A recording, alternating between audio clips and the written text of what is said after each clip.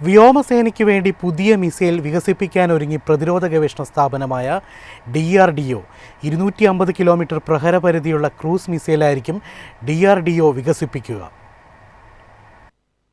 വ്യോമസേനയുടെ പ്രഹരശേഷി വർദ്ധിപ്പിക്കുന്നതിന്റെ ഭാഗമായി 250 കിലോമീറ്റർ പ്രഹരപരിധിയുള്ള പ്രത്യേകതരം ക്രൂസ് മിസൈൽ വികസിപ്പിക്കാനുള്ള ശ്രമത്തിലാണ് DRDO. ഒരേ സമയം നിരീക്ഷണശേഷിയും ക്രൂസ് മിസൈലിന്റെ പ്രഹരശേഷിയും സംയോജിപ്പിച്ചായിരിക്കും പുതിയ മിസൈൽ സജ്ജമാക്കുന്നത്. സാധാരണ ക്രൂസ് മിസൈലുകൾ വിക്ഷേപിച്ചു കഴിഞ്ഞാൽ ലക്ഷ്യത്തിലേക്ക് കുതിക്കുകയാണ് ചെയ്യുക. നിശ്ചയിച്ച ലക്ഷ്യത്തിലേക്ക് ആക്രമണം നടത്തുകയല്ലാതെ അവയ്ക്ക് മറ്റു ദൗത്യങ്ങളില്ല.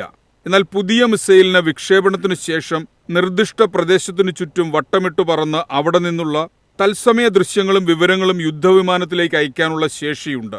വിമാനത്തിലെ വെപ്പൺ സിസ്റ്റം ഓഫീസർ ലക്ഷ്യം നിർണയിച്ചു കഴിഞ്ഞാൽ മാത്രമേ ഇവ ആക്രമണം നടത്തുകയുള്ളൂ. ഇങ്ങനെ ചെയ്യുന്നതിലൂടെ അനാവശ്യമായ നാശനഷ്ടങ്ങൾ ഒഴിവാക്കാനാകുമെന്നാണ് കണക്കാക്കുന്നത്. മാത്രമല്ല, കൂടുതൽ കൃത്യമായ ആക്രമണം നടത്താൻ വ്യോമസേനയെ ഈ മിസൈൽ സഹായിക്കുകയും ചെയ്യും. കുറഞ്ഞത് 50 കിലോഗ്രാമോളം ഭാരമുള്ള പോർമുന വഹിക്കാനുള്ള ശേഷി ഇതിനുണ്ടാകുമെന്നാണ് റിപ്പോർട്ടുകൾ.